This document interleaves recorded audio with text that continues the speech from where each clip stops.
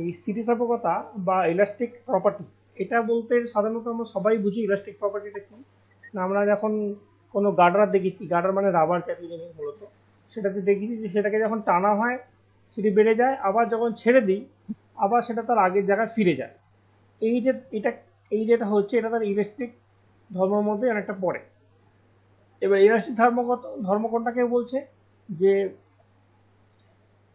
বাইরে থেকে বল প্রয়োগ করে, ধর্মটা যে মেন যে সংজ্ঞাটা হচ্ছে কি না, বাইরে থেকে বল প্রয়োগ করে কোনো বস্তুর আকার,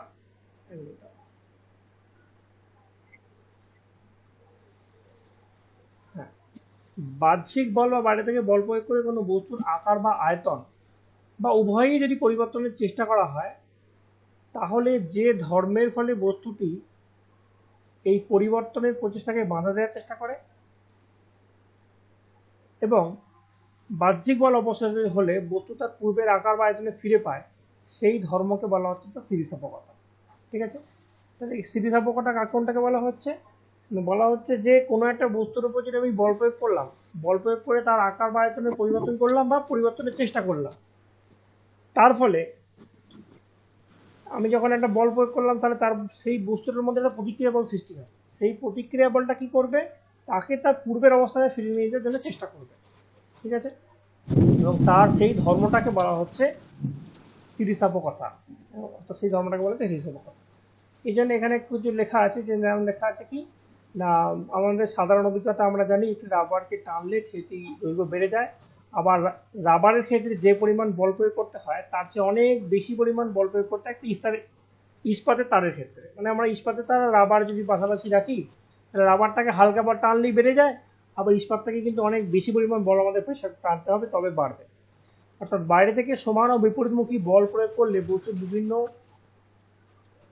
বিন্দুর মধ্যে আপেক্ষিক সরণ হয়। বিভিন্ন বস্তুর মধ্যে মানে কেন আপেক্ষিক সরণ হয়? কারণ একটা রাবার এরকম ছিল, এ আর পি পয়েন্ট এখানে ছিল, যদি টান দিই তাহলে কি হবে?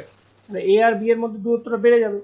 ঠিক আছে, পরিবর্তন করতে এই অবস্থায় বস্তুর ভিতরে একটা প্রতিক্রিয়া বল সৃষ্টি হয় যা এই পরিবর্তনকে বাধা দিতে চেষ্টা করে। এবং এই বল যখন আমি প্রয়োগ করবো তাহলে তার বিপরীতমুখী একটা বল এখানে তৈরি হবে যেটা তাকে বাধা দিতে চেষ্টা করবে। এই পরিবর্তনের পরিমাণ একটা নির্দিষ্ট সীমার মধ্যে থাকলে প্রযুক্ত বল অপসারিত হলে বস্তুটি পূর্বাবস্থা ফিরে আসে। এবার এই টানটা যে আমি দেবো, বাইরে থেকে দেবো, সেটা একটা নির্দিষ্ট পরিমাণ দিলে সেটা বাইরে ফিরে আসার চেষ্টা করবে, কিন্তু তার বেশি হয়ে গেলে আয়তা সেটা ছিঁড়ে যাবে অথবা তার মধ্যে পার্মানেন্ট একটা বিকৃতি ঘটে যাবে, সেটা ওই বাড়া অবস্থাটি থেকে যাবে। ঠিক আছে, এই জন্য বলছে যে এই পরিবর্তনের পরিমাণ একটি নির্দিষ্ট সীমার মধ্যে থাকলে প্রযুক্ত বল অপসারিত হলে বস্তুর পূর্বাবস্থা ফিরে আসে। আর পরিবর্তনের প্রচেষ্টাকে বাধা দেওয়ার এই প্রবণতা কম বেশি সকল পদার্থের মধ্যেই বর্তমান। পদার্থের এই ধর্মকে বলা হচ্ছে স্থিতিস্থাপকতা বা স্থিতিস্থাপক ধর্ম। ঠিক আছে, এবং তার বাহ্যিক এবং তার সংজ্ঞাটা তো বললাম। এবার এখানে একটা দেওয়া আছে রাবার ও ইস্পাতের মধ্যে স্থিতিস্থাপকতা কার বেশি কম সেটা দেখব। না, বাহ্যিক বলের বিরুদ্ধে আমরা জানি যে বস্তুর বাধা দানের ক্ষমতা বেশি সেটাকেই বলা হচ্ছে পদার্থবিজ্ঞানের ভাষায় তার তত বেশি স্থিতিস্থাপকতা বেশি। তাহলে রাবারের একটা তার মানে গার্ডার আর ইস্পাতের একটা তার, এর মধ্যে কার স্থিতিস্থাপকতা বেশি? কেউ একজন বলো।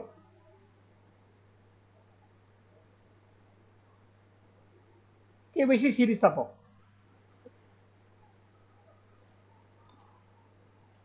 স্থিতিস্থাপক রাবার। না, রাবার। না রাবার না। স্থিতিস্থাপক বলছে কার? স্থিতিস্থাপক ঘটনা বলছে কার? রাবারটা তাড়াতাড়ি চলে আসে সেটা ঠিক আছে, কিন্তু স্থিতিস্থাপক বলছে সে বেশি হবে যার বাধা দানের ক্ষমতা বেশি থাকবে। বাহ্যিক বলের বিরুদ্ধে যে বস্তুর বাধা প্রদানের ক্ষমতা বেশি পদার্থবিজ্ঞানের ধারণায় তার স্থিতিস্থাপকতা বেশি। তাহলে ওই তোমার এখানে এমসিকিউ আসতে পারে, কতগুলো বস্তু দিয়ে দেবে যে এর মধ্যে কোনটি সবচেয়ে বেশি স্থিতিস্থাপক। ঠিক আছে, আবার এখানে বললে এখানে এরকম একটা কোয়েশ্চেন থাকতে পারে, কোনটি পূর্ণ স্থিতিস্থাপক? পূর্ণ স্থিতিস্থাপক কি বা পূর্ণ দৃঢ় কোন কি, সেগুলো এরকম আসে। হ্যাঁ, সেরকম কিছু এক্সাম্পল এখানে দেওয়া থাকবে, সেরকম বলতে হবে। তাহলে আগে মনে রাখতে হবে স্থিতিস্থাপক হচ্ছে সেই বস্তুটা যার বাহ্যিক বলের বিরুদ্ধে বাধা দেওয়ার ক্ষমতা সবচেয়ে বেশি। ঠিক আছে, তাহলে আমার ইস্পাতকে বেশি পরিমাণ বল প্রয়োগ করতে হবে, রাবারকে কম পরিমাণ বল প্রয়োগ করলে বাধা কম দেয়। তাহলে এখানে দেখতে পারলাম যে রাবার অপেক্ষা ইস্পাতের স্থিতিস্থাপকতা বেশি। কারণ কি না, নির্দিষ্ট পরিমাণ দৈর্ঘ্য আয়তনের পরিবর্তন ঘটাতে যে পথে যত বেশি বাহ্যিক বল প্রয়োগ করার প্রয়োজন পদার্থবিজ্ঞান অনুযায়ী তাকে তত বেশি স্থিতিস্থাপক বলা হয়। তাহলে যেটা বললাম যে আমি, যে স্থিতিস্থাপক কাকে বেশি বলা হবে? না একই পরিমাণ বস্তু নেবো, তার দৈর্ঘ্য এবং আয়তনের পরিবর্তন ঘটাতে যাকে বেশি বাহ্যিক বল প্রয়োগ করতে হবে তাকে বলা হবে বেশি পরিমাণ স্থিতিস্থাপক। ঠিক আছে, ওই জন্য বলা হচ্ছে সমান মাপে ইস্পাত ও রাবারের তারের মধ্যে নির্দিষ্ট পরিমাণ পরিবর্তন ঘটাতে রাবার অপেক্ষা ইস্পাতে বেশি বল প্রয়োগ করতে হয়, তাই রাবার অপেক্ষা ইস্পাতের স্থিতিস্থাপকতা বেশি। এবার স্থিতিস্থাপক সম্বন্ধে কতগুলো জেনারেল ঘটনা আছে, সেটা কি না, কোনো ধাতুকে বারবার বিকৃত করলে ধাতুটির স্থিতিস্থাপকতা বেড়ে যায়। ঠিক আছে, বারবার যদি বিকৃত করা হয় তাহলে তার স্থিতিস্থাপকতা বেড়ে যায়। যেমন কি বলেছে না, একটি পুরু তামার তারকে বারবার বাঁকালে তারটি ক্রমশ কঠিন ও ভঙ্গুর হয়ে পড়ে। ঠিক আছে, আবার প্রথমে গরম এবং পরে ঠান্ডা করলে ধাতুর স্থিতিস্থাপকতা কমে যায়। তাহলে ঠিক আছে, ধাতুর স্থিতিস্থাপকতা কিরকম কিরকম ডিপেন্ড করে, একটা হচ্ছে যদি বারবার তাকে বিকৃত করা হয়, বিকৃতটা কি সেটা বলছি, করা হয় তাহলে তার স্থিতিস্থাপকতা বেড়ে যাবে। আবার যদি প্রথমে কোনো ধাতুকে গরম তারপরে ঠান্ডা করা হয় তাহলেও তার স্থিতিস্থাপকতা কমে যাবে, ওর ক্ষেত্রে বেড়ে যাবে, এর ক্ষেত্রে কমে যাবে। একইভাবে উষ্ণতার পরিবর্তনেও স্থিতিস্থাপকতা পরিবর্তন করা যায়। যেমন কি আছে, সাধারণত কি হয় না, উষ্ণতা বাড়লে স্থিতিস্থাপকতা কমে এবং উষ্ণতা কমলে স্থিতিস্থাপকতা বাড়ে। তো কিছু ব্যতিক্রম আছে, এটা আমাদের প্রয়োজন নেই। এবার এখানে যেটা মনে রাখতে হবে, এইটা পরীক্ষাতে এইগুলো আছে, একটি পূর্ণ স্থিতিস্থাপক বস্তু হলো কাঁচ, বা ওখানে দেখা থাকবে হীরা, তামা, সোনা, এরকম কতগুলো ধাতুর নাম দেওয়া থাকবে, পারফেক্টলি রিজিড বডি। তখন তোমাকে বলতে হবে যে হিরে ও কাঁচ। যদিও পারফেক্টলি রিজিড বস্তু কিছু হয় না, তবুও এগুলোকে হিরে এবং কাঁচ একটা পূর্ণ দৃঢ় বলে ধরা হয়। ঠিক আছে, তাহলে পারফেক্টলি দৃঢ় বস্তু কি কি আছে, কাকে বলা হচ্ছে না, যে কোনো পরিমাণের বাহ্যিক বল প্রয়োগ করেও যে বস্তুর বিভিন্ন অংশের মধ্যে কোনো আপেক্ষিক সরণ ঘটানো যায় না, অর্থাৎ বস্তুর মধ্যে কোনো বিকৃতি সৃষ্টি করা যায় না, তাকে বলা হচ্ছে পূর্ণ দৃঢ় বস্তু। পূর্ণ দৃঢ় বস্তু মানে কি, বাহ্যিক যে কোনো মানের বাহ্যিক বলে দিই না কেন, সে যেমনকার আঘাত তেমনই থাকবে, তার কোনো পরিবর্তন হয়। যেমন গার্ডারের ক্ষেত্রে একদমই হবে না, গার্ডারের সামান্য বল প্রয়োগ করি সেটা বেড়ে যায়। ইস্পাতের ক্ষেত্রেও বল মানে যদি আমরা বল প্রয়োগ করি তাহলেও সেটা কি হয়, তার মধ্যে বিকৃতি তৈরি হয়। বিকৃতি কি মানে তার মধ্যে আকারের পরিবর্তন ঘটে, সেটাই বিকৃতি বলছে। ঠিক আছে, কিন্তু এরকম কিছু জিনিস আছে যেগুলোকে ধরা যেতে পারে, যে মোটামুটি পূর্ণ দৃঢ় বস্তু ধরা যেতে পারে, সেটা হচ্ছে হিরে এবং কাঁচ। এদেরকে অনেকটা পূর্ণ দৃঢ় বলে ধরা যেতে পারে, যদিও পারফেক্টলি হয় না, তবুও এদেরকে ধরে নেওয়া যেতে পারে, কারণ এদের ক্ষেত্রে অনেকটা বেশি পরিমাণ বল প্রয়োগ করতে হয়। তাহলে এটাকে বলা হচ্ছে পূর্ণ দৃঢ় বস্তু। এবার পূর্ণ স্থিতিস্থাপক বস্তু কি, পূর্ণ স্থিতিস্থাপক বস্তু কোনটাকে বলছে না, বাহ্যিক বলের প্রভাবে কোনো বস্তু বিকৃত হওয়ার পর ওই বল অপসারণ করলে বস্তুটি যদি অবিকল তার আগের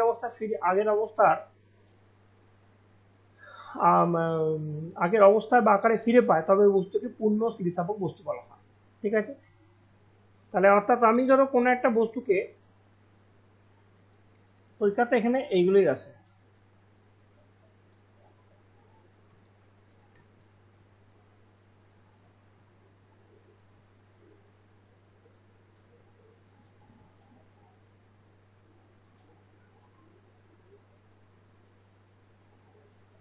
কি হলো মিষ্টি এরকম হয়ে গেল কেন?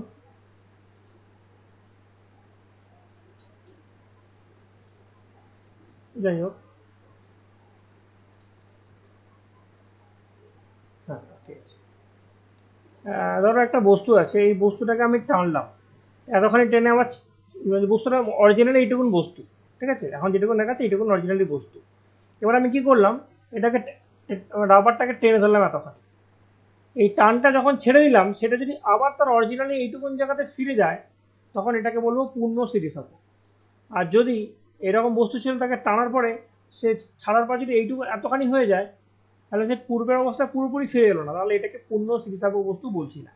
তাহলে কোনটাকে পূর্ণ বলছি, যেটা পুরোপুরি তার আগের অবস্থা ফিরে আসতে পারে, সেটাকে বলছি পূর্ণ স্থিতিস্থাপক। ওই জন্য বলছে যে বাহ্যিক বলের প্রভাবে কোনো বস্তু বিকৃত হওয়ার পর ওই বল অপসারণ করলেই বস্তু যদি অবিকল তার পূর্বের আকার বা আয়তনে ফিরে পায়, তখন তাকে বলা হচ্ছে পূর্ণ স্থিতিস্থাপক বলা হচ্ছে। ঠিক আছে, এ পারফেক্টলি ইলাস্টিক বডি, আর আগেটা ছিল পারফেক্টলি রিজিড বডি, মানে দৃঢ় বস্তু। ঠিক আছে, এবার হচ্ছে কি পূর্ণ নমনীয় বা অতি স্থিতিস্থাপক বস্তু, পারফেক্টলি প্লাস্টিক অর ইনএলাস্টিক বডি। সেটা কোনটা, সেটা বলছে বাহ্যিক বলের প্রভাবে কোনো বস্তুর বিকৃত হওয়ার পর ওই বল অপসারণ করলে বস্তুটি যদি তার বিকৃত অবস্থাটি থেকে যায়, তবে ওই বস্তুকে পূর্ণ নমনীয় বলে। কোনো বস্তুই পূর্ণ নমনীয়, তবে একতাল মাটি অনেকাংশে পূর্ণ নমনীয়। একতাল মাটি মানে ওই ধরো মাটির ডালা কথা বলতে চাইছে, মানে এটা কি, এটা বলছে ইনএলাস্টিক কোনটাকে বলছে, যখন তার উপর বল প্রয়োগ করলাম, বল প্রয়োগ করলে সে আর পূর্বের অবস্থা ফিরে আসার মতো আর কোনো ক্ষমতাই নেই, সে যেমন বল প্রয়োগ করলাম, যেমন তেবড়ে দিলাম তেমন তেবড়ে গেল।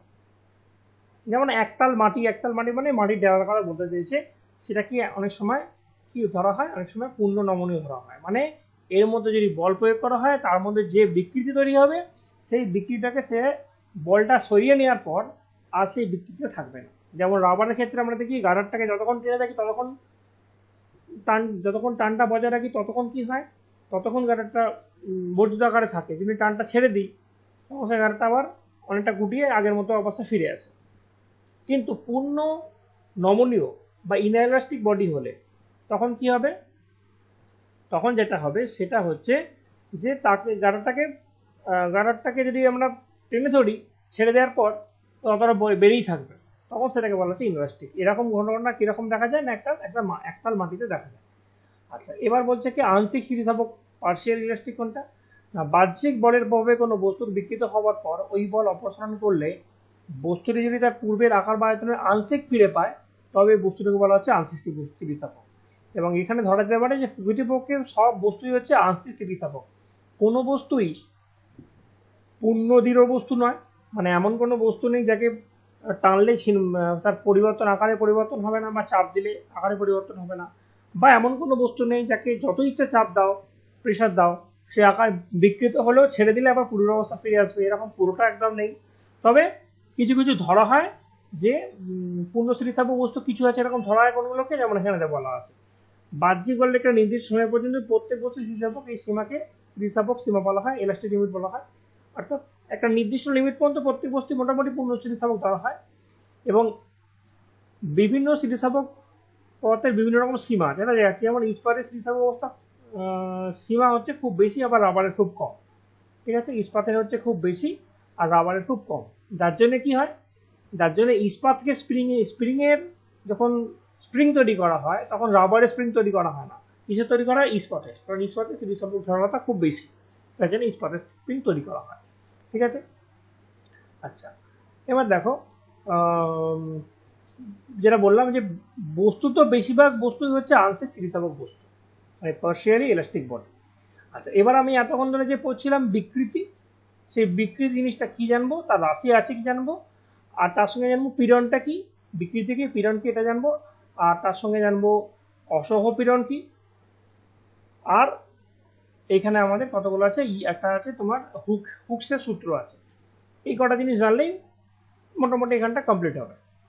বিকৃতি কি, খুব ইজি জিনিস, যে বাহ্যিক বলের প্রভাবে স্থিতিস্থাপক বস্তুর বিভিন্ন অংশ পরস্পর থেকে দূরে সরে যায় বা কাছে সরে আসে। কেন কাছে সরে আসবে, যদি ধরো এরকম একটা বস্তু আছে, এখন এই বস্তুটাকে যদি আমি টান দিই তাহলে এইদিকে আমার দূরের দিকে সরে যাবে।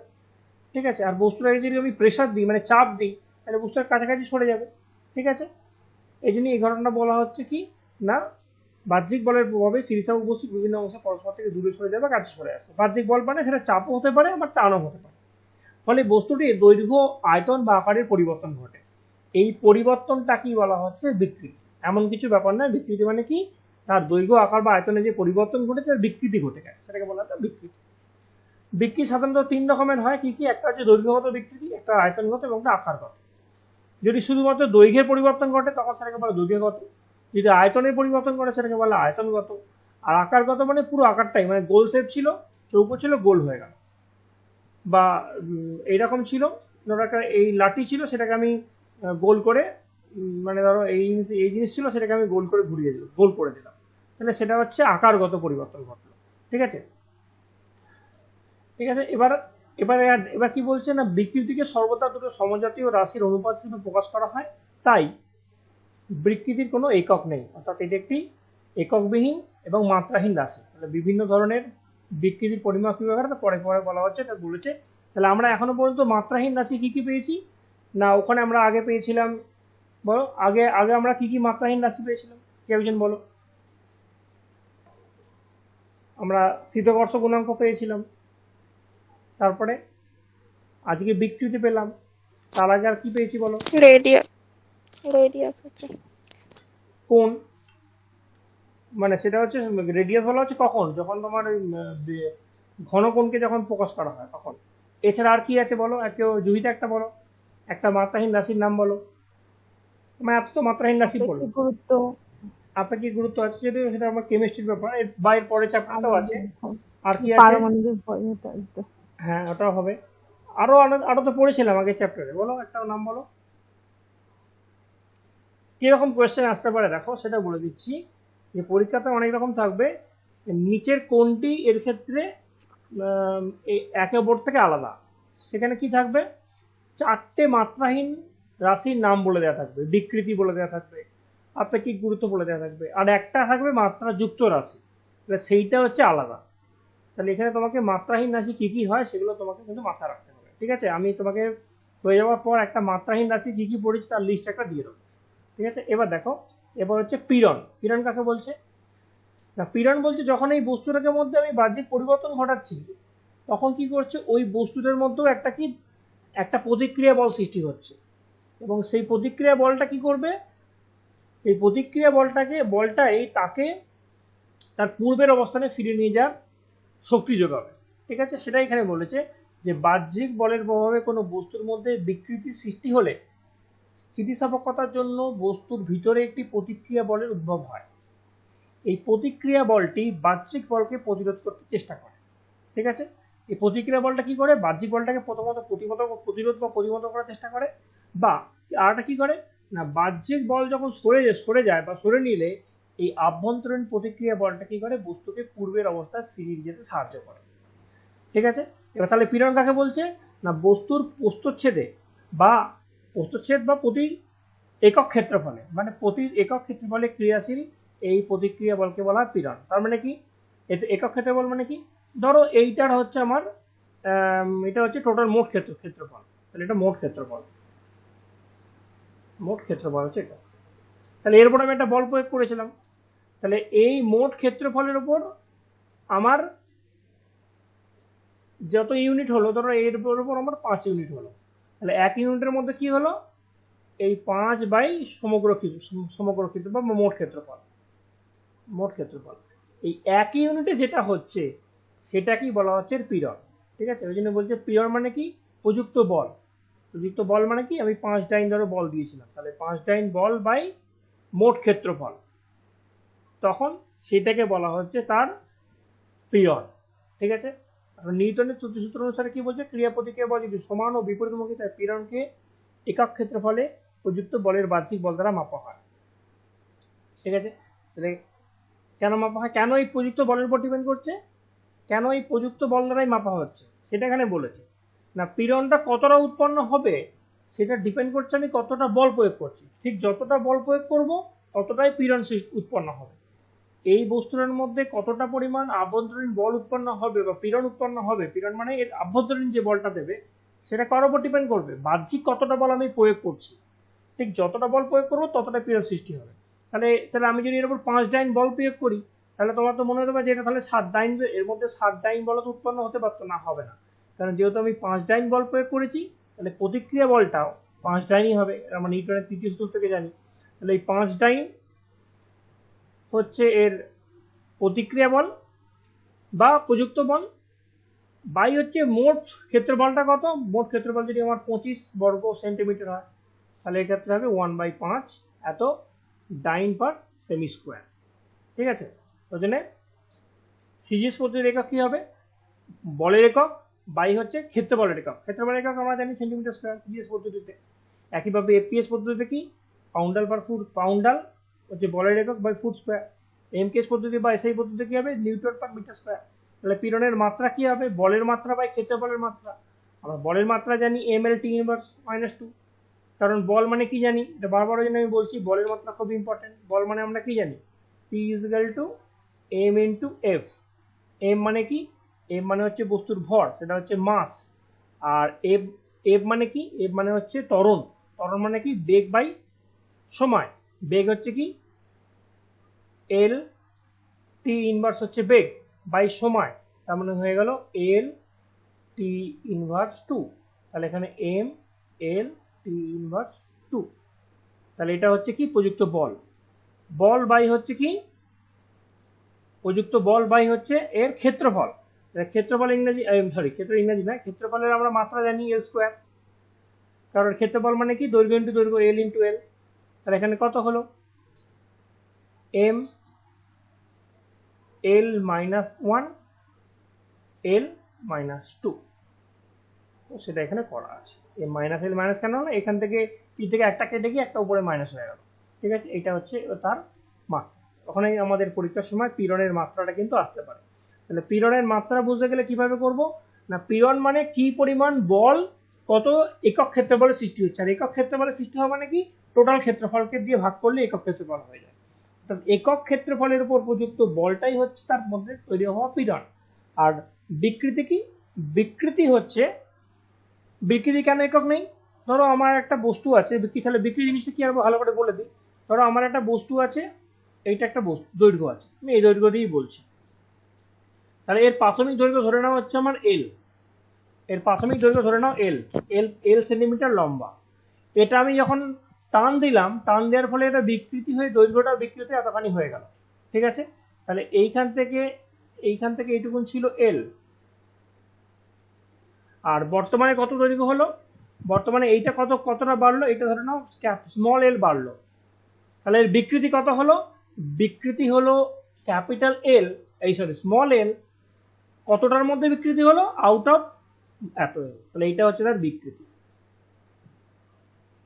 বিকৃতি হচ্ছে এটা মানে কতটা বিকৃতি হলো, এল সেন্টিমিটার। তাহলে এটা যদি 5 সেন্টিমিটার যদি একটা বস্তু থাকতো আর তার যদি 2 সেন্টিমিটার বিকৃতি হতো, তাহলে কি বলতে পারতাম, তাহলে বিকৃতি কত হলো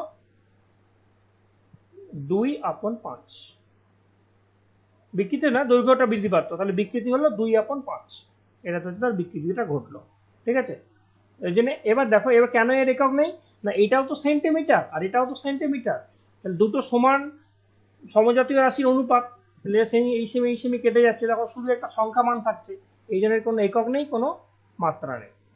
কেন একক নেই মানে কোনো মাত্রা নেই, কাদের কাদের থাকবে না, যাদের যখন কোনো বস্তু বা যখন কোনো একক বা ভৌত রাশি দুটি সমজাতীয় রাশির অনুপাত হবে, তখনই তার কোনো একক থাকবে না বা মাত্রা থাকবে না। তাহলে দুটি সমজাতীয় রাশির একক হলেই তখন তার মাত্রা থাকবে না। যেমন এটা দেখলাম আমি কি, বিকৃতি হচ্ছে দুটো সমজাতীয় রাশির অনুপাত, একটা হচ্ছে কতটা বৃদ্ধি পারলো আর আগে হচ্ছে কতটা ছিল, তাহলে এই দুটোর অনুপাত, দুটোই হচ্ছে দৈর্ঘ্যের একক, মানে সমজাতীয় রাশি, এটাও দৈর্ঘ্যের একক এটাও দৈর্ঘ্যের একক, ওই জন্য কোনো মাত্রা নেই। বোঝা গেল? আচ্ছা, এবার এই যে বিকৃতি আছে, কারো কোনো কোয়েশ্চেন থাকলে বলতে পারো। এবার দেখো এখানে কি বলেছে না, প্রযুক্ত বল বস্তুর তলের উপর লম্বভাবে বা আনন্তভাবে ক্রিয়া করতে পারে। তাহলে একটা হতে পারে, এই বস্তু যদি একটা থাকে, তাহলে আইদার বস্তুটা এই বরাবর কাজ করতে পারে অথবা এই বরাবর কাজ করতে পারে। এবার বলটা কোন বরাবর কাজ করছে তার উপর ডিপেন্ড করবে, এই বরাবর চাপ আসতে পারে, এই বরাবর চাপ আসতে পারে, তার উপর ডিপেন্ড করে দুটো নাম দেওয়া হয়েছে। কি না, লম্বভাবে তলের অবিলম্ব দিকে প্রতিক্রিয়া হলে এটাকে অবিলম্ব পীড়ন বা নর্মাল ট্রেস বলা হচ্ছে। আর মূলত এটার ফলে কি হয়, দৈর্ঘ্য পরিবর্তন হয় বা আয়তনের পরিবর্তন ঘটে, আর দৈর্ঘ্য পীড়নের সৃষ্টি হয় তাকে বলো। এবং এই দৈর্ঘ্য বিকৃতি হওয়ার পরে তার মধ্যে একটা পীড়ন হবে, কারণ আমরা জানি বিকৃতি হলেই তার মধ্যে পীড়ন সৃষ্টি হবে। কারণ পীড়নটা কখন হয়, যখন কোনো বস্তুর মধ্যে বল প্রয়োগ করা হয় তাহলে বিকৃতি হয়, আর বিকৃতি হলেই তার মধ্যে একটা প্রতিক্রিয়া বল সৃষ্টি হয়, যেটা তাকে পূর্বের অবস্থা ফিরিয়ে আনার জন্য চেষ্টা করবে। অর্থাৎ বিকৃতি না হলে পীড়ন হবে না, তাহলে বিকৃতি হলে পীড়ন হবে। এবার এই অবিলম্ব বরাবর যদি বিকৃতি হয়, তখন তার ফলে যে পীড়নের সৃষ্টি হয় সেটাকে বলা হচ্ছে প্রসারক পীড়ন, ঠিক আছে। আর দৈর্ঘ্য হ্রাস ফলে যেটা, সেটা হচ্ছে সঙ্গম পীড়ন। এগুলো মাথায় রাখা দরকার নেই, শুধু এটা মনে রাখলে হবে, পীড়নের মাত্রা এককটা মনে মাথায় রাখলেই হবে, এটা খুব একটা ইম্পর্টেন্ট নয়, ঠিক আছে। আচ্ছা, এবার হচ্ছে অসহ পীড়ন বা ব্রেকিং স্ট্রেস, এটাকে কোনটাকে বলা হচ্ছে না, অসহ্য পীড়ন কেমন বলা হচ্ছে, যে এমন একটা বল আমি প্রয়োগ করব, যে বল প্রয়োগ করার ফলে বস্তুটা আর তার পূর্বের অবস্থা ফিরে আসার মতো ক্ষমতা থাকবে না, আইদার সে বস্তুটা ছিঁড়ে যাবে অথবা কি হবে, সেটা একদম পার্মানেন্টলি সেরকম অবস্থাতেই থেকে যাবে, তখন সেটাকে বলা হচ্ছে অসহ পীড়ন। কি সংজ্ঞাটা কি বলেছে না, বাহ্যিক বল যদি স্থিতিস্থাপক সীমা ছাড়িয়ে যায় তবে বল অপসারণ করলেও বিকৃত বস্তু পূর্বের অবস্থা ফিরে আসে না, কিছু বিকৃতি থেকে যায় হতে পারে, বা বাহ্যিক বলের পরিমাণ যদি ক্রমাগত বাড়তে থাকে তাহলে কি হবে, একটি নির্দিষ্ট মানের পর বস্তুটি ছিঁড়ে বা ভেঙে যায়। এবং কাকে বলছে না, যে পরিমাণ বল প্রয়োগ করলে বা ভার চাপালে, বল প্রয়োগ করে মানে সেটাকে বস্তুর অনুবস্তুর উপর যদি আমি বল প্রয়োগ করা মানে তার উপর অনেক বেশি মানে লোড দিয়ে দিই, সেটাকে ভার চাপানো বলা হয় বা বল প্রয়োগ করা বলা হয়। চাপালে বস্তুটি যদি ছিঁড়ে যায় বা ভেঙে পড়ে তখন তাকে বলা হচ্ছে অসহভার। বস্তুটির প্রস্থচ্ছেদ বা প্রতিক্রিয়া করে, মানে এবার বলছে কি না, বস্তুটির প্রস্থচ্ছেদে বা প্রতি একক ক্ষেত্রফলের উপর প্রযুক্ত অসহভারকে অসহপীড়ন বলে। অসহভার থেকেই তৈরি হচ্ছে পীড়ন, কারণ আমি প্রথমেই বললাম যে অসহভার বা অসহ বিকৃতি যাই বলো, বিকৃতি সৃষ্টি না হলে পীড়ন সৃষ্টি হবে না। পীড়ন হচ্ছে তার বস্তুর মধ্যে আভ্যন্তরীণ ব্যাপার, যেটা আভ্যন্তরীণ উঠবে, তাহলে এর উপর আমি এমন পরিমাণ ভার চাপালাম যার ফলে এবং সেই ভারটার ফলে এর মধ্যে তৈরি হওয়া পীড়নটা এতটাই হলো যে এই ভারটাকে সরিয়ে নেওয়ার পরে এই পীড়নটার আর ক্ষমতা থাকবে না এই বস্তুটাকে পূর্বের অবস্থা ফিরিয়ে আনা। আইদার বস্তুটা ছিঁড়ে যাবে অথবা বস্তুটা পুরোপুরি এরকম লম্বা হয়ে থেকে যাবে। ঠিক আছে, তখন এই যে পীড়নটা উৎপন্ন হলো এই পীড়নটাকে বলা হচ্ছে অসহ পীড়ন। বোঝা গেল? এবার হুকসের ল বা হুকসের সূত্র কি বলছে না, স্থিতিস্থাপক সীমার মধ্যে, স্থিতিস্থাপক সীমা মানে কোনটা, সেইটাকেই বলা হচ্ছে স্থিতিস্থাপক সীমা, যেখানে কোনো বস্তুকে দৈর্ঘ্য বারবার প্রস্থ বারবার যে কোনোভাবে ফোর্স দিয়ে টানলে পূর্বের অবস্থা ফিরে আসার মতো ক্ষমতা থাকে, ক্ষমতা পর্যন্ত থাকে, সেইটাকে বলা হচ্ছে স্থিতিস্থাপক সীমা। আর বলটা যদি অসহ হয়ে যায় তাহলে সেটা স্থিতিস্থাপক সীমা ছাড়িয়ে গেল, অর্থাৎ প্রত্যেকটা বস্তুরই স্থিতিস্থাপকতার একটা সীমা থাকে, সেই সীমাটা ছাড়িয়ে গেলে সেটা অসহ হয়ে ওঠে তার কাছে। তাহলে স্থিতিস্থাপক সীমার মধ্যে, যতক্ষণ স্থিতিস্থাপক সীমার মধ্যে বল প্রয়োগ করবো সেই সময়ের মধ্যে বলছে পীড়নটা হচ্ছে বিকৃতির সমানুপাতে, অর্থাৎ মধ্যে পীড়ন বিকৃতি সমানুপাত, অর্থাৎ পীড়ন কত হবে, পীড়ন উৎপন্ন হবে ততটাই ঠিক যতটা বিকৃতি হবে, তাহলে বিকৃতি যত বাড়াবো পীড়ন তত বেশি উৎপন্ন হবে। ঠিক আছে, কিন্তু সেটা হচ্ছে অবভিয়াসলি সেটা থাকতে হবে স্থিতিস্থাপক সীমার মধ্যে। তাহলে তুমি এখানে একটু আগেই বললাম যে তাহলে আমি যেটা বলছিলাম এখানে, ধরো এই বস্তুটাকে আমি প্রচন্ড ধরনের হারে টানছি, তাহলে তো এর মধ্যে বেশি পরিমাণে পীড়ন তৈরি হবে, যাতে করে আমি ধরো এরপর আমি 5 ডাইন বল দিচ্ছিলাম, আমি এবার করলাম 50 ডাইন বল দিলাম, তাহলে যদি পীড়নটা বিকৃতির সমান হয়, তাহলে প্রথমবারে পীড়ন তৈরি হচ্ছিল 5 ডাইন পার সেমি স্কোয়ার, তার পরের বারে তো 50 ডাইন পার সেমি স্কোয়ার তৈরি হবে। তাহলে 5 ডাইন বলটা একে যতটা না ফিরিয়ে আনতো 50 ডাইন বলটা আরো বেশি পরিমাণ ফিরিয়ে আনবে তার জায়গায়। হ্যাঁ, সেটা আনবে কখন না, সেটা যদি তার স্থিতিস্থাপক সীমার মানটা যদি 50 ডাইনের মধ্যেই থাকে। কিন্তু যদি এমন হয় যে এই বস্তুটাকে 150 বা আমি যে কথা বলছি 40 ডাইন বল প্রয়োগ করলেই এই বস্তুটা ছিঁড়ে যায়, তাহলে এই বস্তুটার সর্বোচ্চ সীমা হচ্ছে, স্থিতিস্থাপক সীমা হচ্ছে 40 ডাইন। তাহলে 40 ডাইনের পর যখন আমি 50 ডাইন বল প্রয়োগ করব তখন এর মধ্যে আর 50 ডাইন পীড়ন তৈরি হবে না, তখন বস্তুটা ছিঁড়ে চলে যাবে। পীড়ন মানে কি, যেটা তাকে পূর্ব অবস্থা ফিরিয়ে আনার শক্তি যোগাবে, সেটা কতক্ষণ পর্যন্ত তৈরি হবে না, তার স্থিতিস্থাপক সীমা পর্যন্ত, অর্থাৎ সে যে পরিমাণ সীমাবদ্ধতা নিতে পারবে তার বাইরে যদি তাকে বল প্রয়োগ করা হয়। মানে এরপর যদি আমি 5 ডাইন না করে যদি আমি 40 ডাইন বন্ধ করতাম, তাহলে এখানে 40 ডাইন পার সেন্টিমিটার স্কোয়ার পীড়ন সৃষ্টি হতো, যে বলটা তাকে অবভিয়াসলি ফিরিয়ে আনতে পারত। কিন্তু যখন 50 ডাইন বল প্রয়োগ করব তখন সেটা ফিরে আসবে না, কারণ সেটা তার স্থিতিস্থাপকতার মানটাকে অতিক্রম করে গেছে। ওই জন্য এখানে হুকসের সূত্র বলছে স্থিতিস্থাপক সীমার মধ্যে পীড়ন বিকৃতি সমানুপাতিক, অর্থাৎ পীড়নটা কত উৎপন্ন হবে সেটা নির্ভর করছে বিকৃতির উপর, যত পরিমাণ বিকৃতি যত বেশি হবে পীড়ন তত বেশি হবে। ওই জন্য পীড়ন প্রপোর্শনাল টু বিকৃতি, আর এই পীড়ন বা বিকৃতির অনুপাত একটা ধ্রুবক থাকে এবং এই ধ্রুবকটা কি বলা হচ্ছে স্থিতিস্থাপক গুণাঙ্ক। ঠিক আছে, প্রশ্নটি কি বলছে, একক বিকৃতির জন্য উৎপন্ন পীড়নকে স্থিতিস্থাপক গুণাঙ্ক বলা, এটা না মনে রাখলে চলবে, তবে এখানে যেটা মনে রাখতে হবে সেটা হচ্ছে স্থিতিস্থাপক গুণাঙ্কের মাত্রা। তাহলে স্থিতিস্থাপক গুণাঙ্কের মাত্রা কি হবে, এখান থেকে বুঝতে পারছি ধ্রুবকটা কি বলা হচ্ছে স্থিতিস্থাপক গুণাঙ্ক। তাহলে পীড়ন বা বিকৃতির স্থিতিস্থাপক গুণাঙ্ক হয়, তাহলে তার মধ্যে বিকৃতির তো কোনো মাত্রাই নয় বা এককই নেই, শুধু পীড়নের আছে, তাহলে স্থিতিস্থাপক গুণাঙ্কের মাত্রা হবে যেটা পীড়নের মাত্রা ছিল। যিনি বলেছে স্থিতিস্থাপক গুণাঙ্কের মাত্রা এবং পীড়নের মাত্রা অভিন্ন। এবং দেখবে আগের দিনে আমরা একটা কোয়েশ্চেন সলভ করেছিলাম, সেখানে হয়তো একজন বা দুজন তোমাদের মধ্যে ছিলে, যেখানে দেয়া ছিল যে নিচের মধ্যে কোন দুটির মাত্রা অভিন্ন, এখানে কিন্তু স্থিতিস্থাপক গুণাঙ্ক আর পীড়নের থাকবে, স্থিতিস্থাপক গুণাঙ্ক আর পীড়ন থাকবে, তখন তোমাকে লিখতে হবে মানে অর্থাৎ তখন তোমাকে বুঝে নিতে হবে এই দুটোর মাত্রা কিন্তু অভিন্ন। তাহলে কোয়েশ্চেনে কিন্তু এরকম আসে, কোয়েশ্চেন এখান থেকে খুব বেশি জটিল আসবে না, সুস্থ আসবে যে নিচের কোন দুটির মাত্রা অভিন্ন, স্থিতিস্থাপক গুণাঙ্ক আর পীড়ন। তোমাকে অবভিয়াসলি তোমাকে টিক মারতে হবে ওটা স্থিতিস্থাপক গুণাঙ্ক এর মধ্যে মাত্রা আলাদা। কিন্তু যদি দেয় পীড়ন আর বিকৃতি, তখন তোমাকে এখানে হয়তো দেখে দিল স্থিতিস্থাপক গুণাঙ্ক পীড়ন, পীড়ন বিকৃতি, ঠিক আছে, বা বিকৃতি স্থিতিস্থাপক গুণাঙ্ক, তখন তোমাকে কিন্তু তার মধ্যে থেকে বুঝে নিতে হবে যে স্থিতিস্থাপক গুণাঙ্ক আর পীড়নের মাত্রা হচ্ছে অভিন্ন। এবং কেন সেটা হচ্ছে স্থিতিস্থাপক গুণাঙ্ক মানে পীড়ন বাই বিকৃতি এই অনুপাত, আর বিকৃতির যেহেতু কোনো একক নেই তাহলে শুধু একক বা মাত্রা নেই, তাহলে পীড়নের মাত্রাটাই হয়ে যাচ্ছে এই ধ্রুবক, বা যে ধ্রুবকটাকে বলা হচ্ছে স্থিতিস্থাপক গুণাঙ্ক ধ্রুবক, ঠিক আছে, বা স্থিতিস্থাপক গুণাঙ্ক, এই জন্য এর মাত্রা সমান। ঠিক আছে, এবার এই পর্যন্ত আমি বললাম।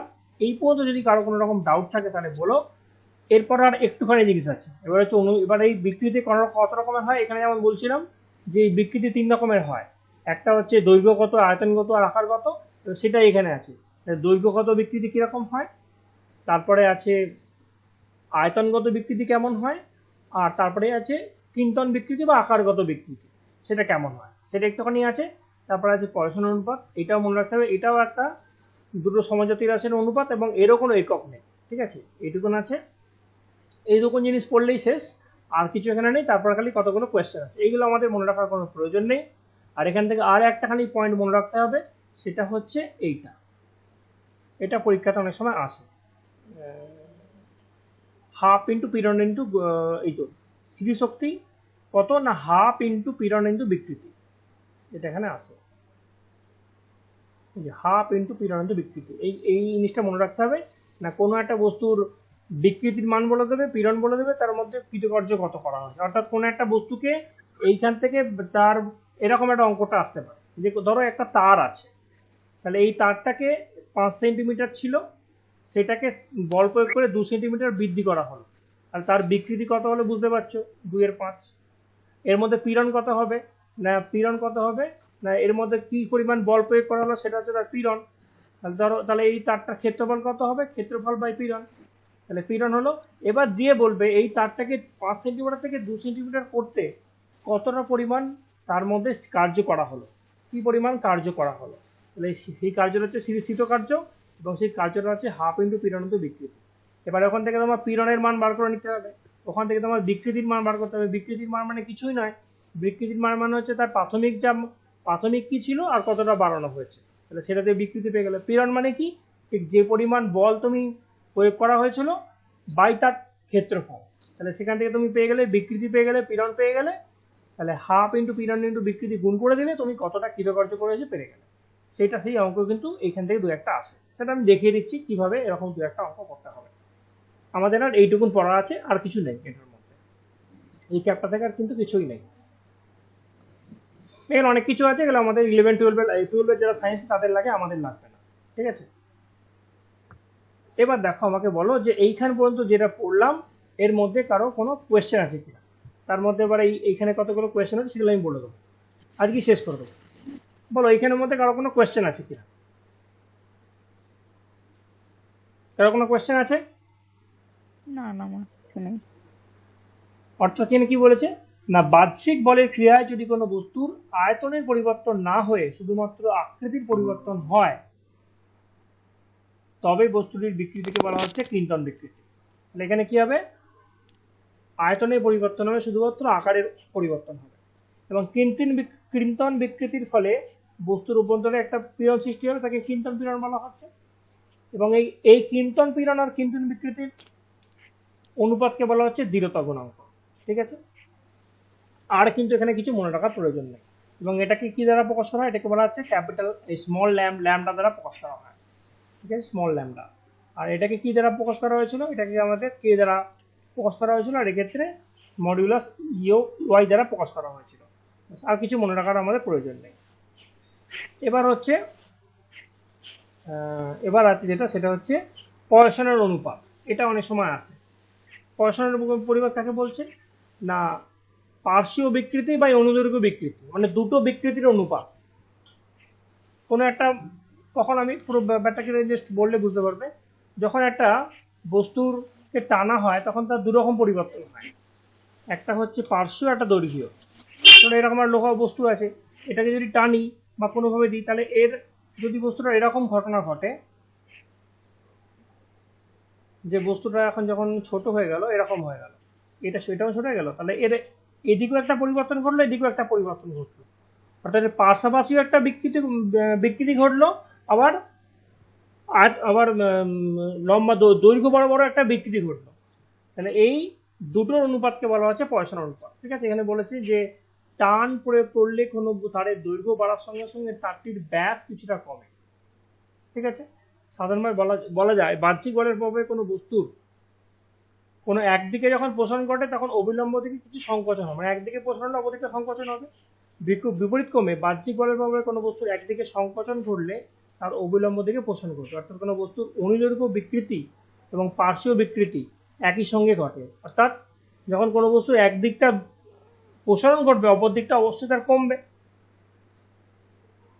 বা একই ক্ষেত্রে উল্টোভাবে বলতে পারি যে অনুদৈর্ঘ্য বিকৃতি এবং পার্শ্বীয় বিকৃতি একই সঙ্গে ঘটে, এবং পার্শ্বীয় বিকৃতির পরিমাণ বেশি না হলে শুধু অনুদৈর্ঘ্য বিকৃতি সমানুপাতিক হয়। অর্থাৎ এটা কতটা পার্শ্ব বিকৃতি কতটা হবে সেটা ডিপেন্ড করছে তার অনুদৈর্ঘ্য বিকৃতি কতটা হচ্ছে, বা অনুদৈর্ঘ্য বিকৃতি কতটা হচ্ছে সেটা ডিপেন্ড করছে তার পার্শ্ব বিকৃতি কতটা হচ্ছে। দুটো একটার সঙ্গে একটা সমানুপাতিক, একটা বেশি হলে কম হবে, কম হলে বেশি হবে। এই জন্য এই পার্শ্বীয় বিকৃতি ও অনুদৈর্ঘ্য বিকৃতির অনুপাতকে বলা হচ্ছে পয়সনের অনুপাত, এবং এটা অনেক সময় পরীক্ষাতে আসে পয়সনের অনুপাতটা কি, এটা সিগমা দ্বারা প্রকাশ করা হয়, এই সিম্বলটাকে বলা হয় সিগমা, স্মল সিগমা। এটা হচ্ছে পার্শ্বীয় বিকৃতি বাই অনুদৈর্ঘ্য বিকৃতি। এখান পর্যন্ত এই পর্যন্তই আমাদের আছে, আর কিছু ওখানে পড়ার নেই।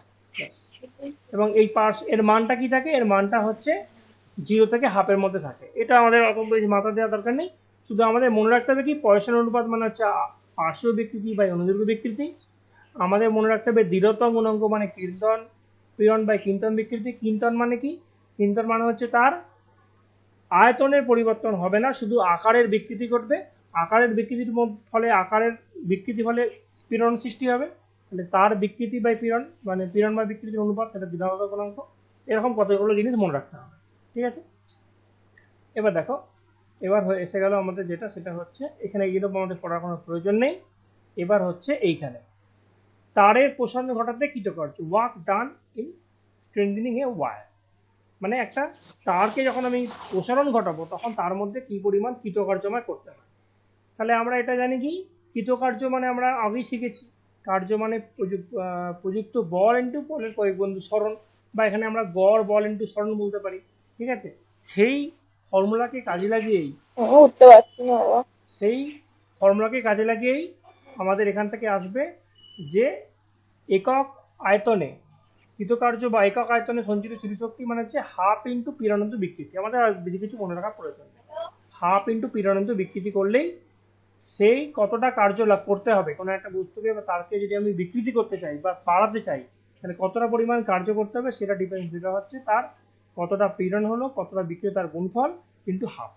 ঠিক আছে, এই পর্যন্তই আমাদের এখানে পড়া শেষ, আর কিছু পড়া নেই। এবার এখানে কতগুলো কোয়েশ্চেন আছে, সেগুলো একটু দেখলেই বুঝে যাবে, এমন কিছু কোয়েশ্চেন নেই, খুব সহজ সহজ কোয়েশ্চেন, এবার নিশ্চয়ই করতে পারবে সেই কোয়েশ্চেনগুলো তোমরা।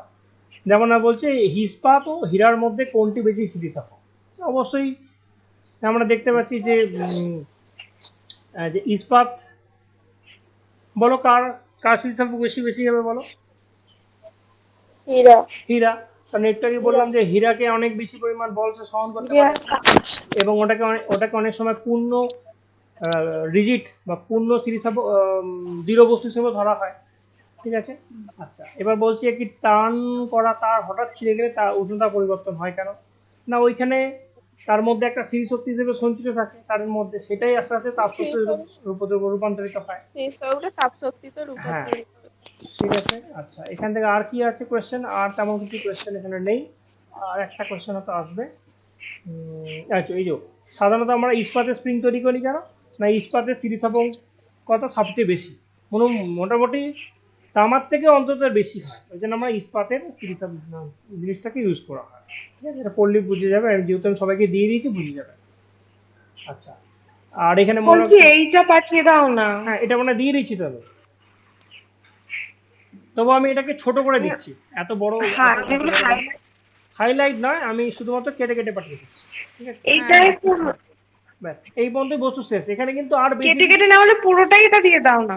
পুরোটাই আমি দিয়ে দিচ্ছি, পুরোটা আমি অলরেডি সবাইকে ওটা তো দিয়েও পাঠিয়ে দিয়েছে। দিয়েছি অলরেডি। আচ্ছা হয়ে গেল। না না ওটা নয়, এটা মানে যেগুলো পড়তে হবে মার্ক করা যাবে এটা পাঠাতে। মার্ক করা অংশটা বলছি। আচ্ছা আর কারো এখানে কোনো কোয়েশ্চেন নেই তো?